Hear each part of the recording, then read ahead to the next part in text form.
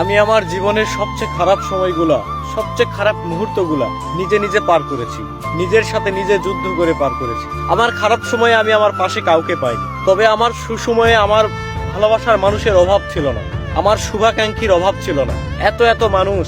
আমি একটা সময় মনে করতাম আমার জীবনে যখন কোনো বিপদ আপদ আসবে, যখন আমি কোনো খারাপ পরিস্থিতির মধ্যে পড়ব, তখন হয়তো তারা আমাকে সবটুকু দিয়ে আমার পাশে থাকবে, তারা বিনা স্বার্থে আমাকে ভালোবাসবে, আমার পাশে থাকবে।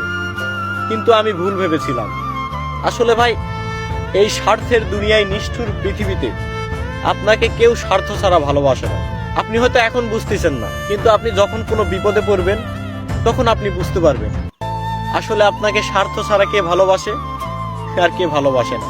তবে আমি এটা শিওর বলতে পারবো, স্বার্থ ছাড়া কেউ কাউকে ভালোবাসে না, কেউ কারো পাশে থাকে না। স্বার্থের পৃথিবীতে সবাই স্বার্থের পাগল। দম বন্ধ হয়ে আসতো একটা সময়, কাউকে কিছু বলতে পারতাম না। অন্ধকার ঘরে নিঃশব্দে শুধু কেঁদেছি।